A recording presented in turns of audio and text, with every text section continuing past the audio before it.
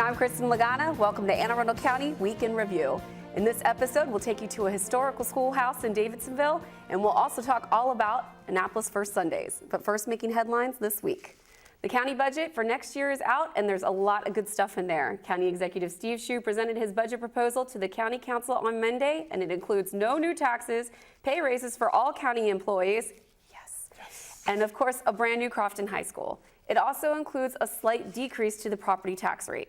County Executive Shue told the council his administration will also continue to reduce fees and reform government to operate more efficiently.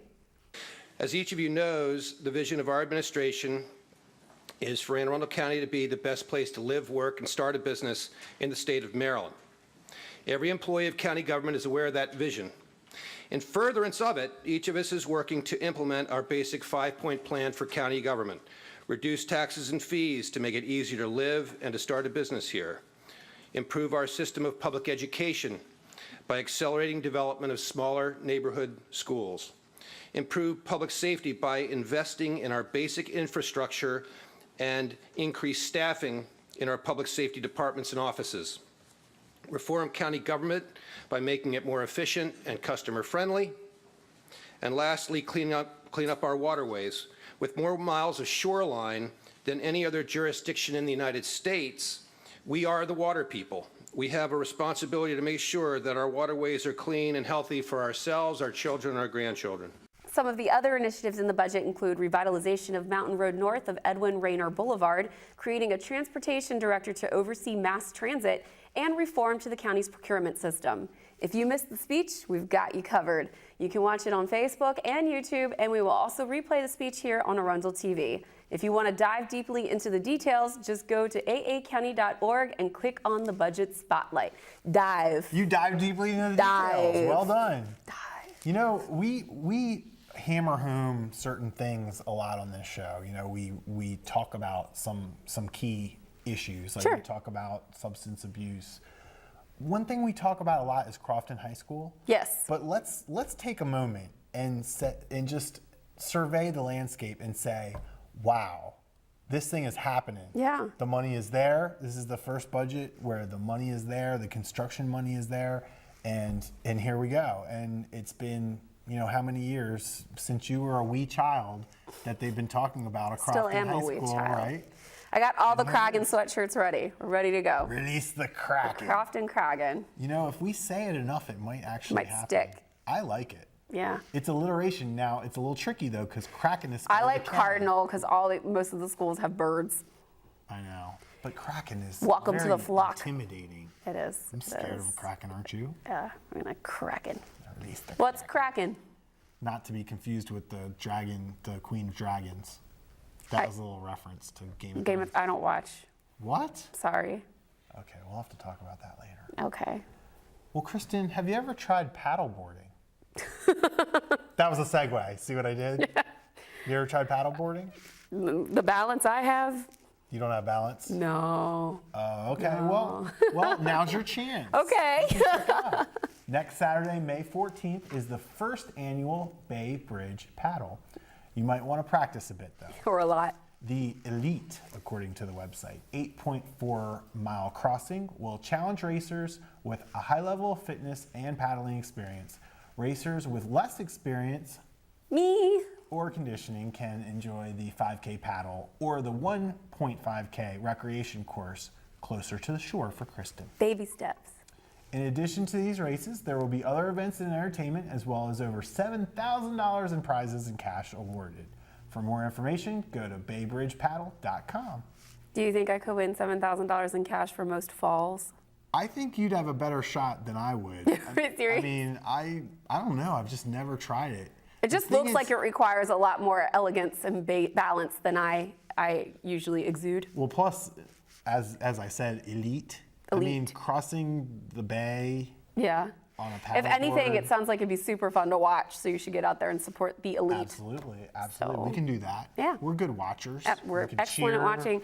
I'll do the 5K or the 1.5K. 1.5 recreation. The recreation. I'm all about the recreation. We should learn. We're gonna learn paddleboard. Setting a goal. Let's let's do stick to it. Let's do that. By the way, my orchid in my office is still alive. Whoa! So, ha-ha! So for our new viewers, what is this, a month now that you... We started talking Kristin. about... I said her orchid would not make it. Yep. And she told me it was still doing well about a week later, and I said, that doesn't matter. Tell me when we have some time.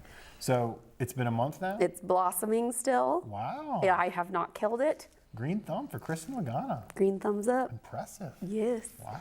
Well, we are very sad, Dave, to say goodbye to Healthy Anne Arundel Month. No, it's I had a sad. lot of good times checking out those healthy selfies. It was fun. And the winners did a great job. If you remember, we had a healthy selfie contest. The winner of the grand prize, the Fitbit Alta. It's a really good one. So the challenge, Dave, was to take a selfie of yourself doing anything healthy, whether it was exercising or eating a healthy meal or going for a walk. County Executive Shu got his fun in with his nieces, Allie and Katie. After they beat him 3 weeks in a row, he finally figured it out. Here's the clip.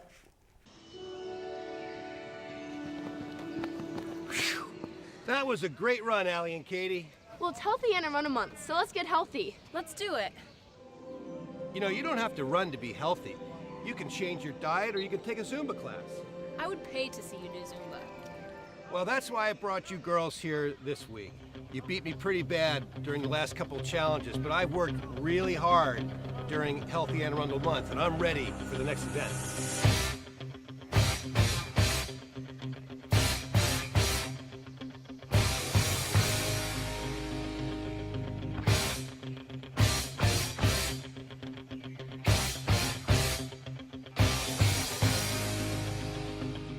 Now I'm ready.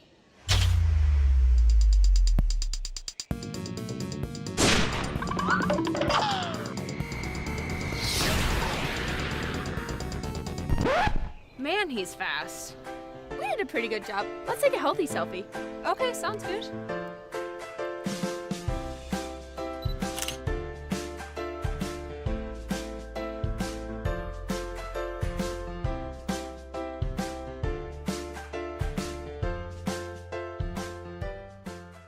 Those videos are really cute. I'm betting They you were. had something to do with them. I had a little to do with Little it. to do with You know, it, I okay. kind of wrote the script and came Yeah. up with the concepts. And, you know, here on Week in Review, we love superheroes. Yes. That was the first thing Yes. that came to mind. We're going to make them superheroes. And the county exec, it definitely looks like he worked hard to get healthy. He did. So. He did work very hard. He did a good job. Yeah, but Dave, there are selfies, and then there are selfies. Selfies. How about a doggy video selfie? No. Yes. You can do that? Do it, Chuck. Take a look at our grand prize winner, Lauren George of Pasadena. This is her buddy Linus hamming it up for the camera. Lauren is actually a member of the Crofton Dog Walkers, and she walked 12 dogs that day. Nice job, Lauren. We love it. That's hard to do. Yeah, when you see somebody with, like, you know, 12 leashes in their hands Oh, it like was- this, and they're going down the street like this. Oh my goodness. And I saw the craziest thing last night when I got home from work. What? There was a guy that had a leash, but 2 dogs were attached to it, and he wasn't holding it. He was running, and the dogs were like running, and it was like one dog was walking the other dog. So What? the leash was between 2 dogs, not a person walking a dog. And the dude was running, and the dogs were running behind So him. they and were it was tethered together. very comical. But there was no human holding No them. human holding that leash. Weird. It was crazy. Maybe and they're one just, dog is well behaved and the other isn't. Yeah, and I didn't know if it was training that other dog. It was very interesting. I watched for a while. They went Remember into in the the park. Jetsons, they had the little flying thing that would walk the dog? It was Yes. like a little drone thing. Yeah. But that was, I gotta George say, that was Jetson. a very creative idea to take. So she had a selfie stick. Yes. And she held it down in front of the dog while they were Yes. walking the dog. And the dog's like, well, we saw the video, but Yeah, that was great. Really cool. Very deserving of the prize. Yeah, great job, Lauren. Yes, good job. Well, we're going to take a quick break, and when we return, we will talk to Erik Evans from Annapolis First Sunday. Take a look at our community calendar for events happening around town, and we'll be right back.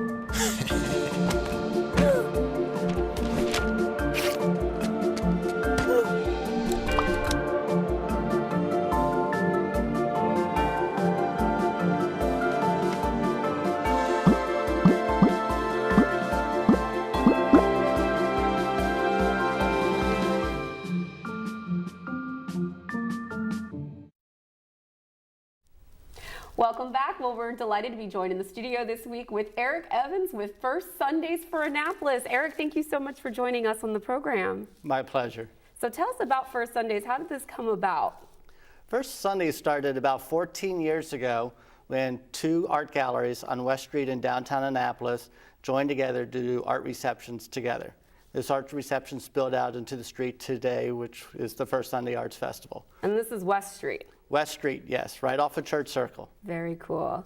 And we had the May one. How did that go? May got rained out. Oh, so our no. first one is going to be coming up in June, on June 5th. June 5th, and then the July one will be July 3rd. Very cool. And what was your role in starting the whole thing, and how did it go from two art galleries displaying their work outside to what it is today, which, you know, it's gotten pretty involved and big?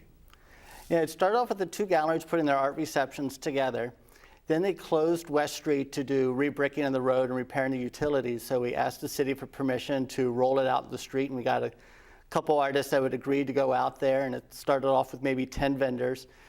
Today it averages about 130 vendors for every first Sunday, plus 4 entertainment stages. That's huge. So it's grown a lot over the last several years. Now, when you say vendors, talk to us a bit about what you'll see when you come to First Sunday. So there'd be painters, photographers, photography, jewelry, wood turners, home decor. If there's somebody locally who makes it, you'll find them there. Sometimes doing demonstrations, sometimes just selling and displaying their artwork. And of course, there's got to be some kind of entertainment. Absolutely. There's 4 entertainment stages that have live music, dance, theater, a wide range of activities for the kids too. There's face painting and balloon making. You can make a Mad Hatter hat at some of the festivals. There's a wide range of kind of fun. I want a And Mad don't Hatter forget hat. free. Free admission, yes, free admission. We There's like cafe dining, food trucks, a We wine like food garden. trucks, We too. do. Tell us more about the food trucks. What kind of food trucks? So it's a wide range of fun. It's family friendly, pet friendly. About 7,000 to 10,000 people a month Wow. come out to the festival. So it's several blocks long on the first blocks of West Street and in Whitmore Park on Calvert Street. What are some things you have in store this summer that you haven't done before? Well, coming up for the June one, I'm really excited. We have teamed up with the MFA Gallery and with their Paint Annapolis event. So on the first Sunday of June, we'll have about 80 artists doing a quick draw, painting downtown Annapolis before the festival begins. Those 80 artists will be joining our 130 artists displaying their artwork at the festival, showing off paintings that they just painted that morning. Oh, and will these be available for purchase? They will be available for purchase. Now, Erik, First Sunday is, of course, your baby, but you also have 2 other big events that you put together, which is the Fringe Festival and the Chocolate Binge Festival, which I want to hear more about.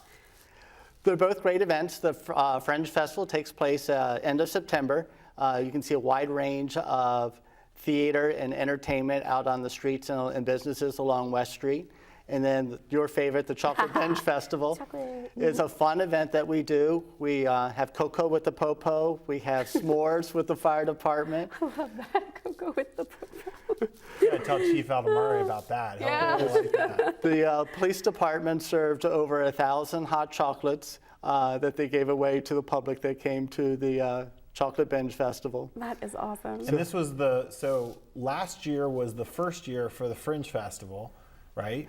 We've done several. This will be our third. This year will be our 4th Fringe Festival. 4th Oh, Fringe really? Yes. Well, Wow. excuse It just keeps me, growing. I'm ill-informed. Yeah. but this is the first binge fest. This is the first chocolate Last year was binge the first festival. Chocolate Binge Hey, Festival. they handed out hot chocolates. last Okay. year. Okay. Yeah. So And I love that s'mores are Yes. done by the fire department. Yeah, that's awesome. I don't get it. Because you have We to build heat a 'em up, we have to and build you a have bonfire. fire. Oh. You need the fire department the there. fire. It's pretty perfect. Yeah, you're right. You're right. I'm a little slow today. That's all right. I'm trying to figure it out. But obviously, the First Sunday has grown so much, and it's really become a part of what West Street is all about. And you can't separate the two anymore. So you all have done a great job. Thank you. And if anyone out there is listening wants to get involved, wants more information on the festival, if you might be a vendor or a musician or an artist, how can they reach out to you? They go to firstsundayarts.com. They can get information on being vendors, performers, or just how to come and attend the event, where to park, and so they can come out and have a great time. Love it. Well, thank you so much for coming onto the show and for telling us about First Sundays. You guys, this is free. Support arts, support the city, get out there and have a great time at First Sunday in Annapolis. We'll be right back with more Week in Review right after this. Hey, I'm Tyler Perry. Do you know what hunger in America looks like? Well, it has many faces, and 16 million of those belong to children. Yet billions of pounds of food go to waste each year, and this is unacceptable. You can be a part of the solution. Join us in supporting the Feeding America nationwide network of food banks, which rescues our surplus foods and provides meals to many families in need. Visit feedingamerica.org today. Together we can solve hunger. Together, we're feeding America. Welcome back. Our county is full of history. Well, we have a suggestion for you for a nice attraction nestled away in Davidsonville that dates all the way back to the early 1700s. Our own Michelle Corkadel is there with more information about the Anne Arundel County Free School Living Museum. Michelle? School's in session. I'm pleased to be here at Anne Arundel County Free State School, where in 1924 this school was commissioned to educate the aristocrat society of what is now the United States of America. And with me are our expert historians who tend to take care of and give tours of this wonderful historic landmark nestled here in the little community of Lavelle, Davidsonville. Thank you so much for being with me, ladies. I have with me today Carolyn and Carly. Carly, why don't you share with us a little bit of the history of the school? As you mentioned, in 1723, then prior to the American Revolution, the government of Anne Arundel County and the state of Maryland got together and 12 schools were built throughout the state, this being one of them. It was to be built in the center of the county, which at the time included Howard County. And it took 2 years to find someone to do the building and to construct the building, and we believe it was finally opened in 1724, 1725. Taxpayer dollar was used to fund the land and the building materials and to pay the workmen, but tuition was still charged to come to school. Hence, only students who had the wherewithal to have tuition and could get here to the school were in attendance. It was usually white males. Girls still stayed at home. And we went through several schoolmasters. The building was added on to after the first schoolmaster retired about 40 years after it opened. That is our back room, which is the keeping room, where literally farm tools were kept because the schoolmaster also farmed the land. Then in 1820, which you could call our heyday, when we had our most students, there were 60 some odd students at that time. Now, I remember in the 1820s is when women were allowed to, our girls were allowed to become educated. And so this was a school that also educated our women as we move forward down the timeline. And Yes. So what we're standing here is part of the original building, and it was added on to over the years. But I understand now that the opportunities for educating our youth here happen quite frequently with our high schools and tours and Boy Scouts. And tell us, what kind of experience does a modern age kid have when they come down and tour this school? Well, we bring them into this middle room, which was added in 1820. We give them a brief history, but we actually have them up and moving, putting themselves into a human timeline so they get a sense of history. And we emphasize there was no electricity. And they right away understand. That means no computers, no Game Boys, no lighting. And we walk them through what education was like in this front room in the 1700s with no book, no paper, no pencils. That's why we have a sandbox. We explain why the fireplace was used. There's no Pledge of Allegiance. We explain about the Calvert banner. We talk about lunch at our time. was really farm to table. We couldn't go to the store. We talk about recycling because lunch pails were old molasses tins. And then we bring students into the middle room for education in the 1800s, where we talk about the history of writing from quills to pens and slates. We talk about books from horn books to battledores to the McGuffey Reader. That sounds like a fascinating time.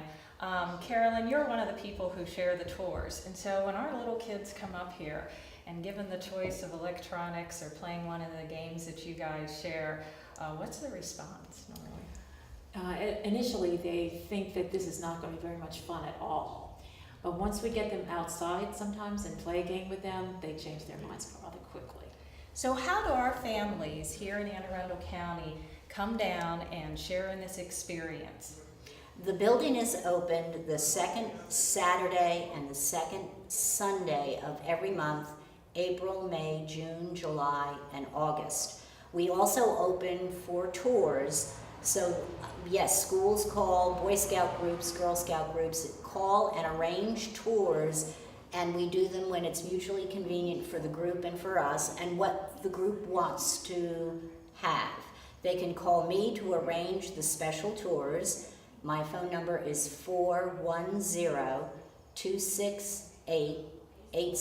410-268-8656, and we'll set something up. Sounds great. Back to you.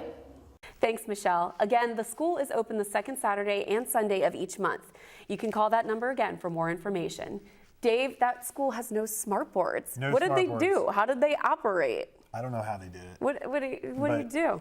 These kids need their smart boards. Yeah. It's a really neat place. So this is like right around the corner from your childhood home. I know. Did you know about it, or? I had no clue. But so it's like it's back in a neighborhood. So you wouldn't had no see idea. it. It's not like you wouldn't see it off a Defense Highway. You Right. have to go down. You have to go and find into it. The neighborhood. No, it's really cool, and it's funny because my went to Davidsonville Elementary School, but it was definitely the epitome of a little schoolhouse. It's now long gone. They've built a new school. Really? But I remember the day that Was it in 1724? yes. But the day they were taking down the old school, we went and grabbed some bricks. So we have some bricks from the original Davidsonville Elementary School at my The mom's things house. in the Lagana attic Yeah. just must be a treasure The trove walls of could time tell capsules for stories. Davidsonville It is. through the years. Really is. Yeah. Well, it's a cool school, so check it out. Cool school.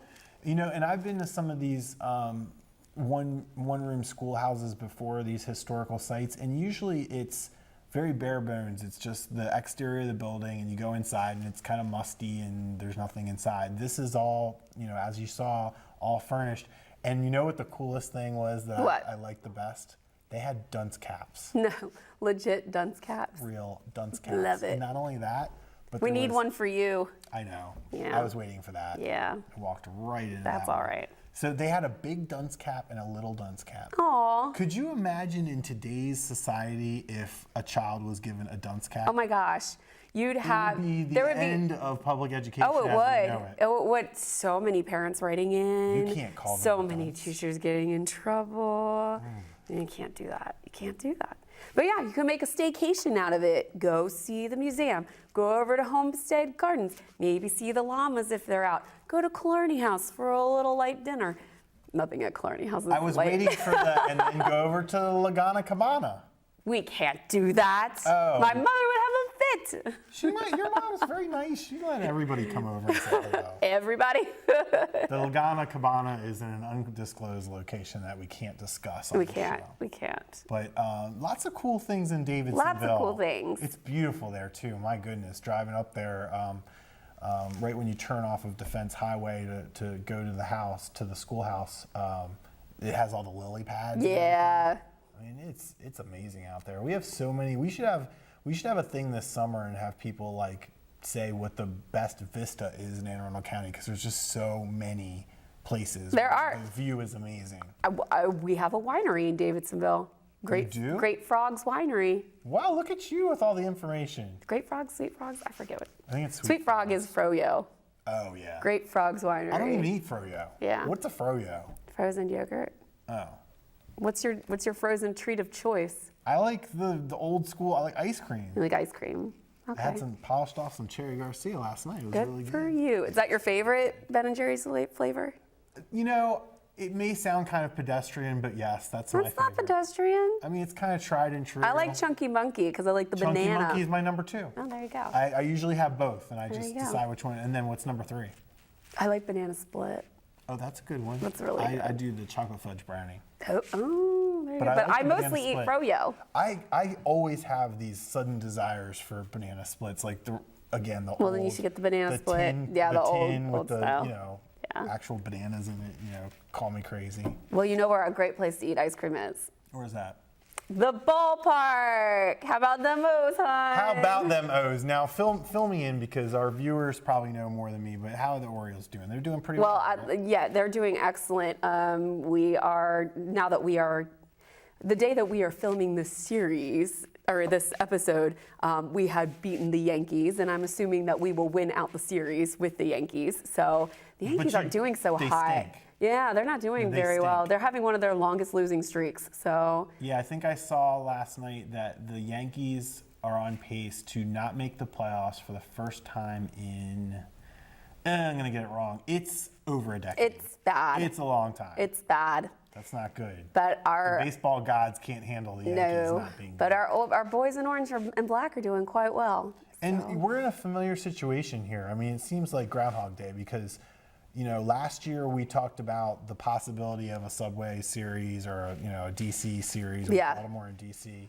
And again this year, the Orioles and the Nationals are both doing very well. Bryce Harper is arguably the best player in baseball. Bryce Harper's got it in with Under Armour, let me tell you. Yeah? Yeah, that's their golden child. Yeah, well, I mean, why not? The guy's very, he's got that look. Yeah. He's the star. Yeah. But hopefully our teams will not let us down like they did last year. I know. And the year before that. I mean, it's still too early to tell, and I don't want to jinx anything, but I'm very happy with how the O's are performing this season. So. And I'm risking, messing things up with our tape delay, but, as we tape this, our Capitals, our hockey team is also, perilously close to something bad happening again with them. So hopefully by the time this airs, they will have won a game. Let's not jinx it. Oh, it's so frustrating. It is frustrating. Someday, Kristin, someday. Yes. They need to bring us in as consultants.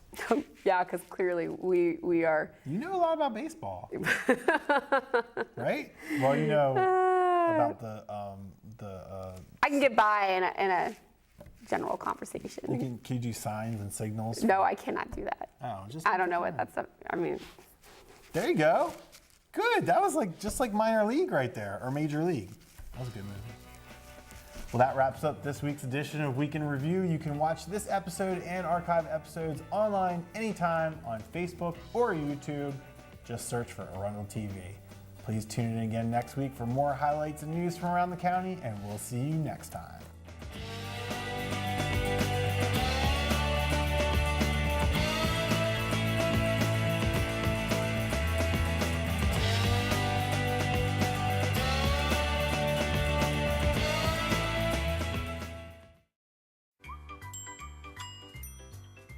Fancy pants peanut butter?